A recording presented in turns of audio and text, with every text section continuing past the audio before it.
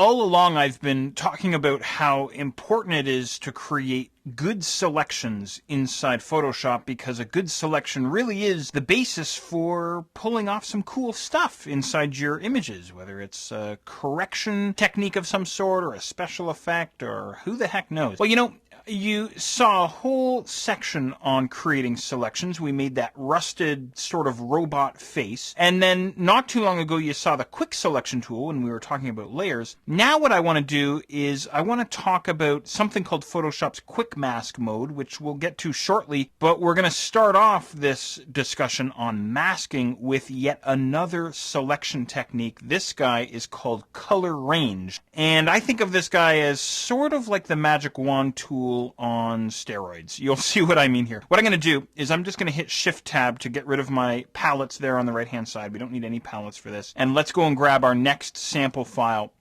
So go ahead and double click on your gray background, head into your project files folder and look for a file called buddha.jpg. Go ahead and pop that guy open. Now, I'm just going to zoom in here a little bit. Essentially what I want to do, and this is the challenge here in this sort of exercise, is we want to try and select the Buddha himself, not the books in the background or anything like that. What we want is just the Buddha isolated away from the background. And this is a little Buddha statue that I keep just above my computer on my bookshelf to help me remain calm during frustrating computer experiences. So what I want to do is I want to try and use this color range command, as I say. And as I just mentioned a moment ago, he's very similar to the magic wand tool in that he's going to create a selection based on color, hence the name of the command, color range. But what he's going to do is he's going to select both adjacent and non-adjacent colors. So let's see how this guy's going to work. So I've got my photograph open here. I'm going to head up to the select menu up at the top. Halfway down, color range. All right, now inside the color range dialog box, let's just make sure of a few things here first. Down at the bottom, make sure your selection preview is set to none. I'll talk about that guy in just a moment. You'll see how that plays out. Now, inside the dialog box, there's some weird stuff going on here. We have a thumbnail preview of our image, but it looks kind of weird and wacky. There's blacks and whites and shades of gray there. This thumbnail here represents what we have selected inside our image. And notice, by the way, when I bring my cursor out of the dialog box, the cursor changes to an eyedropper. So what I'm going to do here is I'm going to try and click on my Buddha statue to select the statue. Maybe I'll click down towards sort of the bottom left of his Buddha belly there. I'll single click there. Actually, that's not bad, because how this works here is when I click here inside the image, back inside the dialog box, this thumbnail here, as I say, represents what we have selected. So areas that are filled with black are not selected. Areas that are filled with white are selected. And areas that are filled with shades of gray are semi-selected, if that makes sense. Now, before I get going too crazy here, here's a few things that I want to bounce off you. So I went into my image, I clicked on the statue there, and I can click in different areas, by the way, to try and get the best selection possible here. In other words, what I want to try and do is get as much of the statue selected there as I can. But what's cool here as well is, do you remember when we were working with the magic wand tool, we had a tolerance field?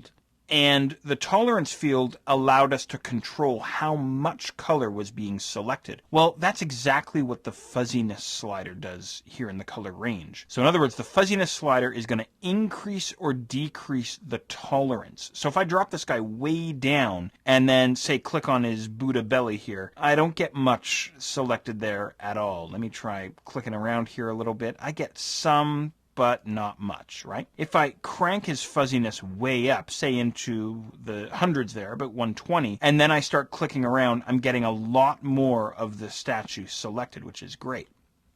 You can also see, though, that I'm getting a lot of the background selected there as well. So now what I can do is I can use my Shift key on the keyboard to add to my selection. So I can click around in the image here to add areas to my selection, my Buddha selection here. Or what I can do, actually that's not bad, I'm doing an okay job here to my great surprise. Or what I can do is I can hold down Alt or Option to subtract areas from my selection.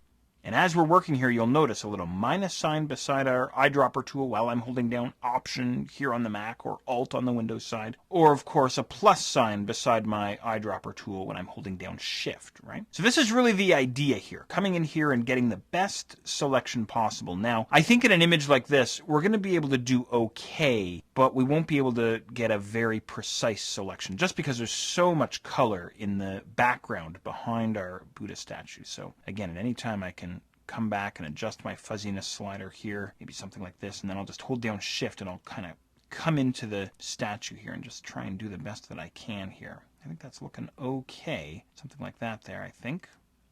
All right, that looks all right.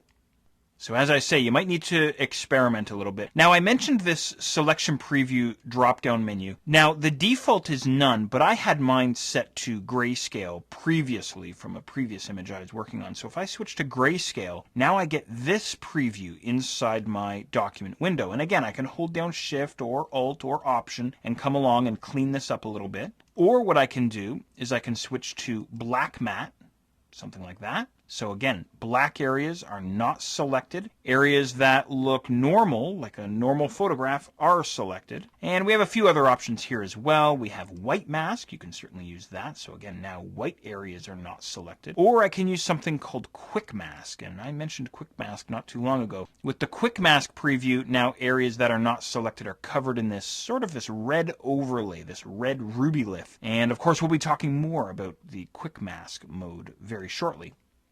So for now, I think I'm going to go back to normal or none there. You can set that selection preview menu to really whatever you want. Now, there's one more thing that I want to show you here.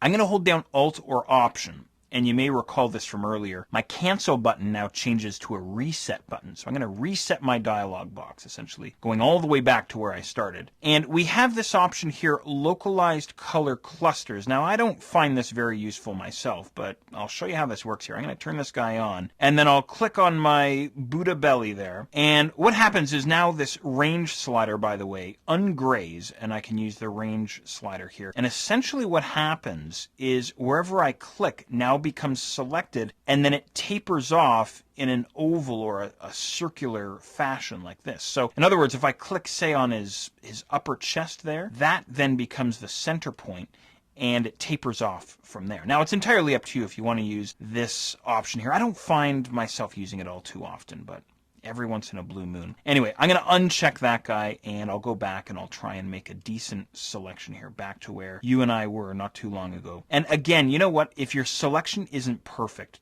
don't worry about it, because we're going to clean our selection up using this thing called the quick mask mode in just a second. I'm going to go ahead and click on OK. And of course, my screen is filled with marching ants, and it's pretty tough to tell what is selected and what isn't selected. And obviously, this selection needs a lot of refinement, a lot of cleanup, because again, it's just the Buddha statue that I want, not all the stuff in the background. So we'll use the quick mask mode next to refine this selection.